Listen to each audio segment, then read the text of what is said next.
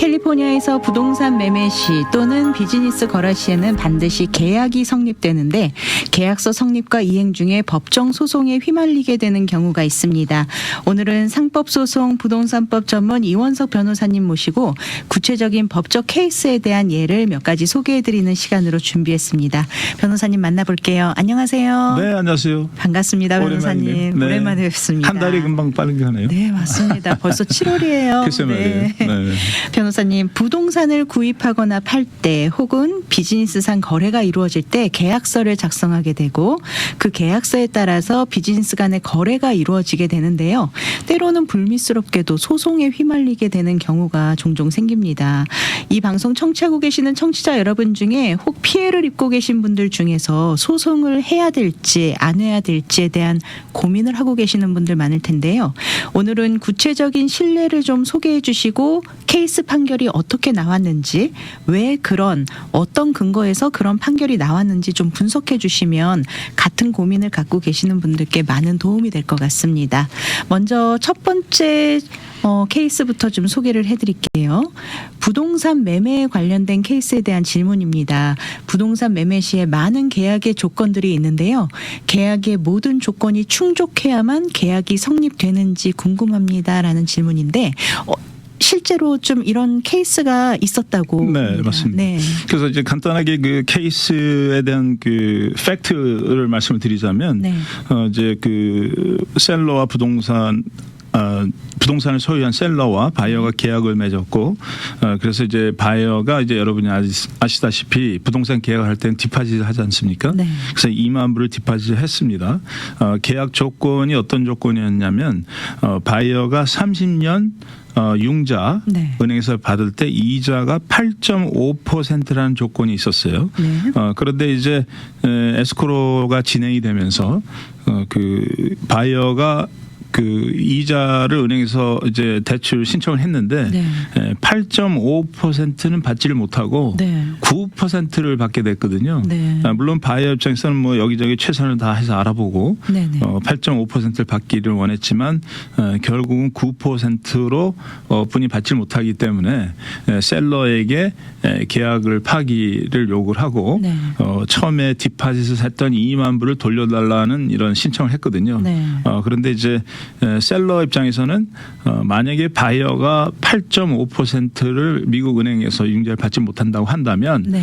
본인이 어떤 개인의 그 셀러 캐리식으로 해서 8.5%에 대한 이자를 융통해주겠다. 네. 했지만은 이제 그 바이어는 나는 미국 은행 어떤 은행을 정확한 은행을 이제 처음에 계약을 할 때 집어서 얘기를 했기 때문에 네네. 이 은행에서만이 8.5%를 받기를 원하고 셀러 캐리식으로 8.5%는 받지를 않겠다. 네. 그렇기 때문에 결국 내 돈을 돌려달라. 네. 이런 케이스였거든요. 네. 근데 어떻게 보면 이제 내용을 이제 여러분들이 들어보시면 결국은 사실 바이어 입장에서는 셀러로부터 8.5%를 받으나 네.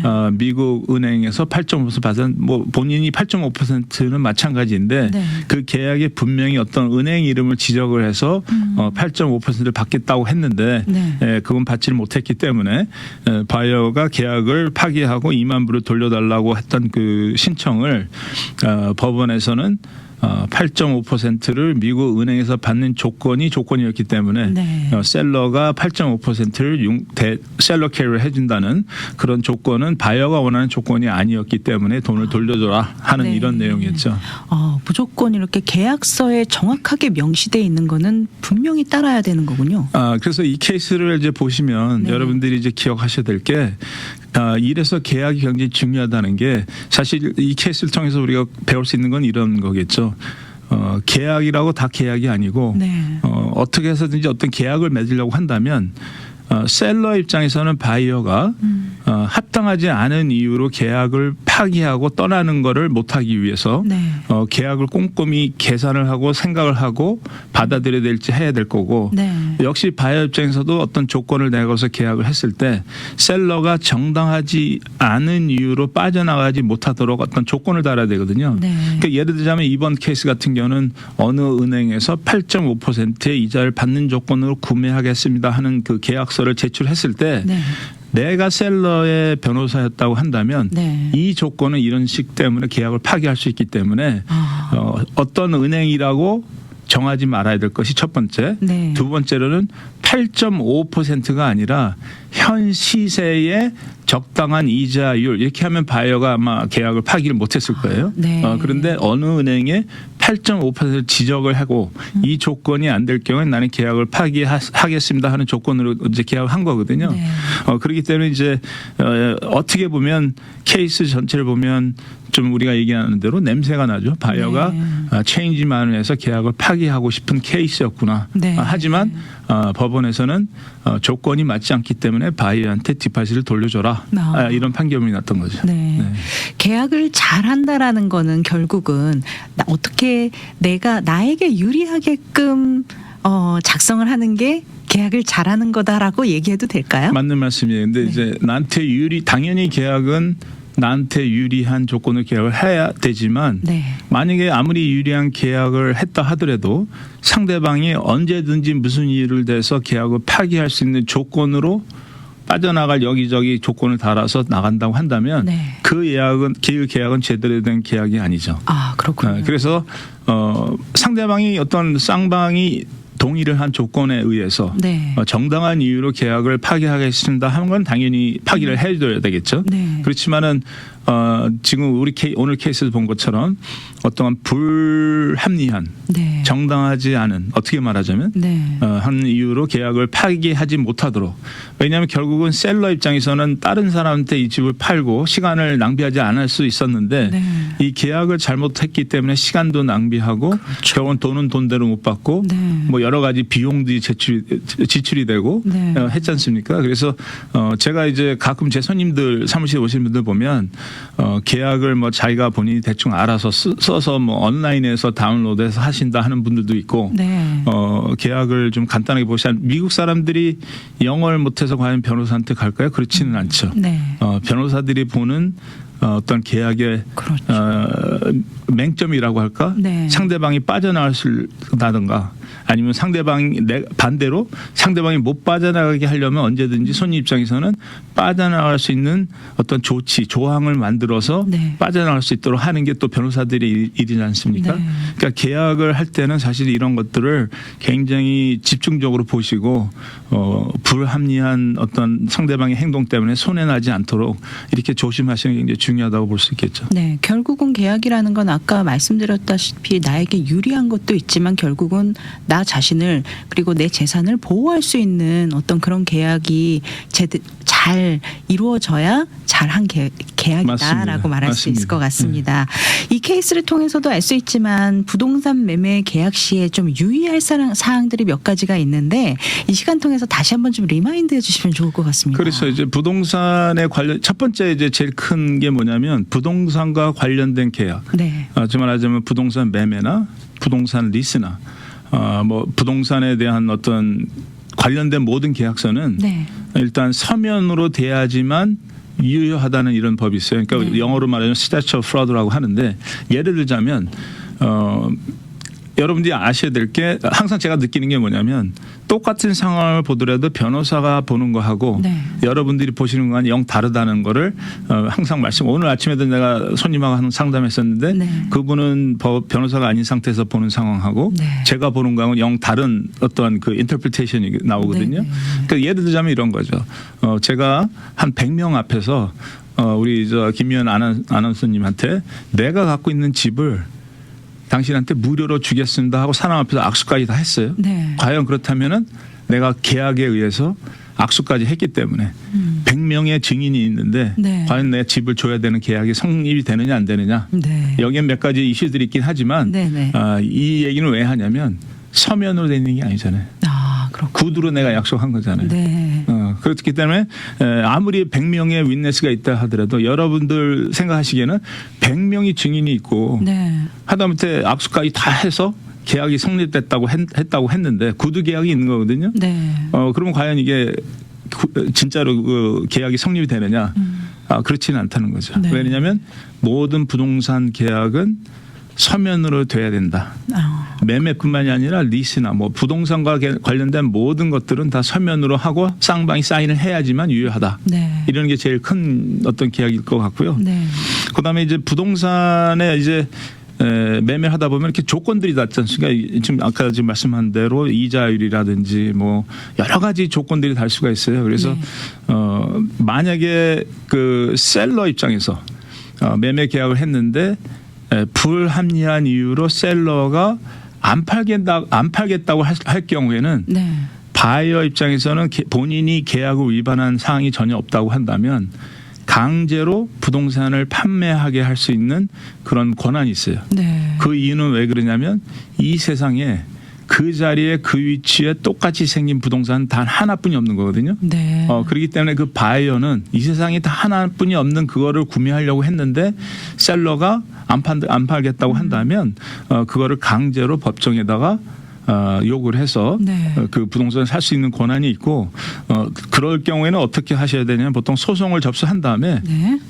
거기다 우리가 얘는 리스 펜던스라고 해서 셀러가 나랑 분쟁하는 사이에 딴 사람한테 집을 아니면 건물을 팔지 못하도록 린을 걸어놓는 게 있어요. 그러니까 린이라는 얘기는 좀 애매한데 리스펜던스는 무슨 얘기냐면 리스펜던스는 만인한테 공포를 하는 거예요. 네. 이 집은 소송과 계류되어 있는 그런 분쟁에 있는 집이기 때문에 부동산이기 때문에 네. 이 집을 사는 사람은 같이 휘말릴 수 있다. 소송에 같이 연결이 돼서 못 살 수 있는 확률이 많다. 네. 이런 걸 만인한테 공포를 하는 거거든요. 네네. 그래서 보통 리스펜던스가 걸렸을 경우에는 은행에서 융자도 안 해주고 구매할 때도 그 보험도 들 수도 없고 네. 그래서 보통 이제 그런 방식으로 할 수 있는 게 이제 specific performance라고 해서 부동산이 있을 경우에만 가능하고요. 네.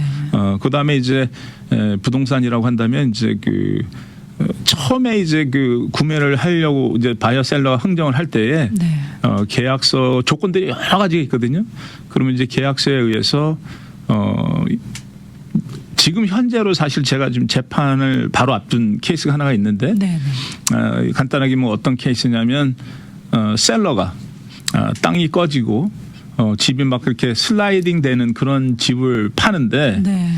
셀러가 계약을 맺은 다음에 바이어한테 이런 집에는 이런 문제가 있습니다 하고 서류로 다 해서 네. 바이어한테 보내줬어요. 근데 바이어한테 직접 보내준 게 아니라 바이어의 에이전트한테 보내줬거든요. 네. 그런데 저희들 상황에서는 에이전트가 그거를 바이어한테 알려주지 않고 에이전트가 본인이 그냥 셀러 사인을 해서 셀러한테 보내고 에스크로가 끝나게 됐습니다. 네. 그럼 질문이 뭐냐면 그럼 셀러가 바이어한테 어떤 라이빌티가 있을까요? 책임이 집이 슬라이딩하는 거에 대한 네. 문제가 있을 걸까요? 하는 질문을 제가 드린다면 어떤 대답이 나올까요? 셀러가 바이어에 이미 알렸잖아요. 그렇죠. 그렇기 때문에 셀러는 할 도리를 한 게 아닌가요? 그렇죠. 그렇다면 네. 누가 잘못일까요?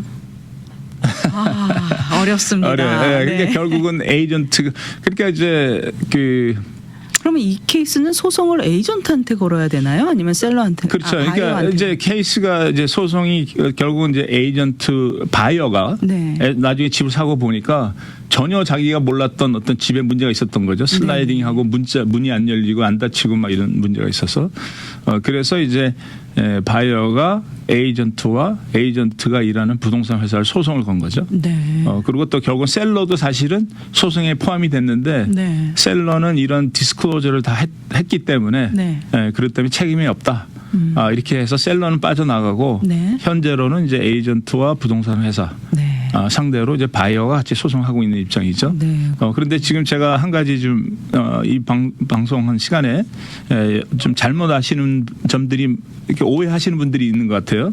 무슨 얘기냐면 부동산을 사고 파고 할 때에 셀러가 as is로 팝니다. 그러니까 as is란 뜻은 뭐냐면 네. 그냥 그대로 있는 그대로 고쳐주지도 않고 뭐 망가지면 망가진 대로 여러분한테 팝니다 하고 바이어한테 그런 조건을 파는 거예요. 네.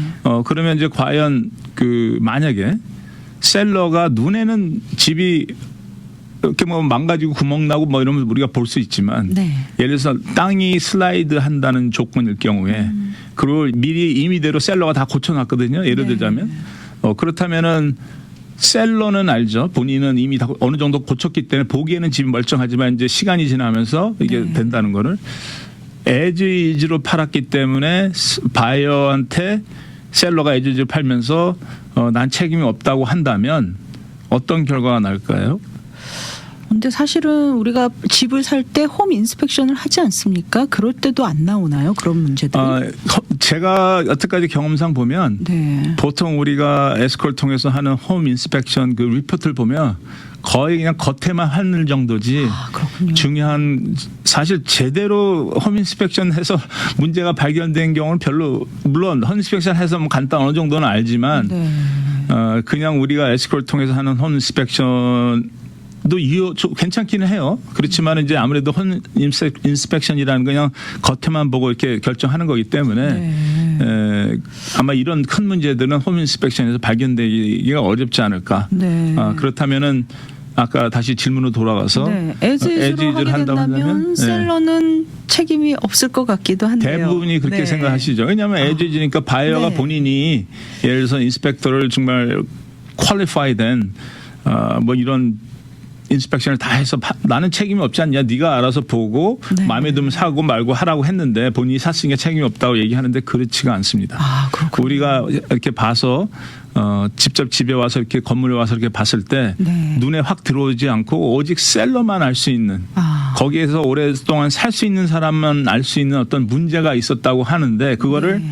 셀러가 알면서도 에즈이즈를 팔았기 때문에 얘기를 하지 않는다면 그건 나중에 소송해서 셀러가 이미 이런 문제를 알았었는데 얘기를 안 했다 네. 한다면 그러면 그 책임이 있죠 셀러. 아, 그렇군요. 예, 되게 네. 중요합니다. 왜냐하면 네. 그걸 잘못 알고 계신 분이 대부분이에요. 네, 보통 네. 에즈이즈다 그러면은 있는 그대로 사는 거기 때문에 집에 난 책임 어떠한 없다. 문제가 그렇죠. 있어도 네, 네. 사실은 이렇게 어필을 하지 못하고 그냥 그렇죠. 감수하고 사는 분들도 계시거든요. 맞습니다. 근데 네. 사실은 이제 그 법에 보면 에즈이즈로 팔았다 하더라도 우리가 와서 눈으로 보고 확인할 수 있는 것들은 그냥 그대로 에즈이즈는 그게 맞는데 네. 그냥 우리가 와서 눈으로 확인하고 알 수 없었던 어떤 사실이 네. 빌딩이나 어떤 건물이나 집에 어떤 문제가 있는 사실을 셀러만이 알 수 있는 네. 그런 문제가 있었고 셀러가 알고 있었다고 한다면 그거를 디스클로스를 하지 않았다면 그건 책임이 있어요. 아, 그렇군요. 네. 네, 오늘 아주 중요한 팁을 또 하나 전해주고 가십니다. 네, 네. 네. 이제 두 번째 케이스로 좀 넘어가 보겠습니다. 한 당사자가 부당하게 계약을 해지하는 경우 다른 당사자가 계약을 계속 이행한다면 손해배상을 받을 권리가 있습니까? 라는 질문입니다. 그렇죠. 이거에 관련된 케이스도 좀 한번 소개해 주시면 네, 좋겠습니다. 이거는 이제 아마 이제 패브릭을 네. 매니팩처를 하는 회사에서 어떤 분이 이제 오더를 해서 예를 들어서 뭐 직무를 이만큼 만들어 주십시오 하고 계약을 맺었어요. 네. 그래서 아마 디파짓 어느 정도를 하고 그다음에 이제 그 제조업체에서는 이제 패브릭을 사고 뭐 염색을 하고 뭐 이렇게 어떤 절차를 쭉 하고 있었겠죠. 네. 그런데 그 계약이 만료되기 전, 그러니까 딜리버리 날짜 전에 이미 그 오더를 받은 데는 이제 오더를 받아서 열심히 이제 물건을 만들고 있었지 않겠어요? 네. 그런데 한 50% 정도 진행이 됐는데 상대 물건을 오더했던 사람이 계약을 파기하겠다. 이유도 없이. 이유도 없이. 네. 그러니까 뭐 정당한 이유는 없죠. 그래서 본인의 어떤 어려운 상황 때문에 계약을 파기하겠다고 통보를 했거든요. 그런데 이 통보를 받고 이 매니팩처러 회사에서는 원래 오더가 예를 들어서 10,000불어치를 했는데 네. 지금은 5,000불 뿐이 하지는 않았지만 당신이 원래 나한테 10,000불 오더했기 때문에 네. 난 10,000불 끝까지 만들고 당신한테 1,000불 하겠다 해서 10,000불 끝까지 물건을 만들고 1,000불을 했어요. 10,000불을. 그렇다면 여기에 어떤 과연 그 계약을 파기하기로 신청한 쪽에서는 네. 책임이 어디까지 있느냐 네. 이런 질문이거든요. 그래서 여기서는 계약 위반은 그 오더한 사람이 잘못했지만 네. 50% 정도 했을 때 진전했을 때 계약을 파기했기 때문에 네. 매니팩처 입장에서는 그 50% 그 계약 파기를 봤을 때 중지를 하고 10,000불 끝까지 만드는 게 아니라 중지를 하고 거기서 대한 손해배상만 청구를 했어야 되는데 네. 상대방이 이미 계약 파기하고 못하겠다고 얘기했는데도 물건을 끝까지 만들어서 청구를 했다고 한다면 네. 그 후에 계속 일한 거에 대한 비용은 받을 수 없다. 그러니까 예를 들어서 셀러 상대방의 어떤 계약 위반 때문에 네. 내가 손해를 받는다고 하면 그 손해를 본인 입장에서는 최소한으로 줄여야 되는 법적인 의무가 있다. 네. 이렇게 말씀을 드리는 거죠. 그렇군요. 그러니까 예를 들자면 이거와 좀 비슷한 케이스를 말씀을 드리면 많은 분들이 요거는 아마 동감하실 수 있을 거예요. 리스를 10년을 했는데 네. 리스를 하다가 장사가 안 돼서 5년 만에 나왔어요. 네. 그러면 나머지 5년의 어떤 리스 기간이 있잖아요. 네. 그렇다면 과연 건물주는 그 남은 5년을 아무것도 안 하고 테넌트를 찾지를 않고 그냥 남은 5년에 대한 걸 계속 테넌트한테 청구할 수 있느냐 네. 이런 질문이랑 같은 질문이거든요. 조금 이해하기가 쉽네요. 네, 그렇죠. 네. 그래서 결국은 캘리포니아 법은 만약에 테넌트가 예를 들어서 5년만 하고 5년을 남은 상태로 나갔다고 한다면 셀러가 그 나머지 5년에 대한 걸 청구할 수 있는 권한은 만약에 셀러가 계속 테넌트가 나간 다음에 다른 테넌트를 찾으려고 노력을 진심으로 했다는 증거를 제시할 때만 네.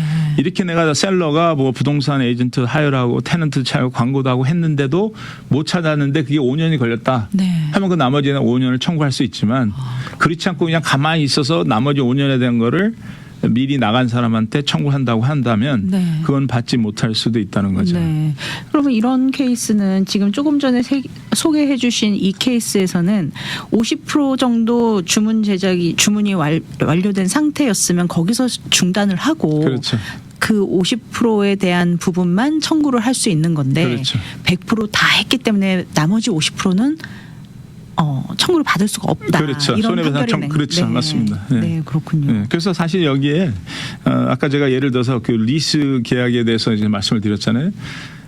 여기에 대한 비슷한 질문을 제가 지난주인가 누구한테도 받은 게 있어요. 네. 그분의 질문이 뭐였냐면 자기가 계약 전에 미리 이사를 나왔는데 건물 주인이 예를 들어서 자기가 렌트를 예를 들어서부터 3,000불씩 내고 있었는데 네. 건물 주인이 새로운 테넌트를 찾으면서 3,000불이 아니라 예를 들어서 뭐 4,000불로 테넌트를 찾는데 테넌트를 못 찾고 있다. 네. 왜냐하면 3,000불로 냈으면 테넌트가 자기를 후임으로 누가 들어와서 리스를 책임질 수 있는 사람이 있는데 4,000불로 냈기 때문에 네. 못 찾고 있다.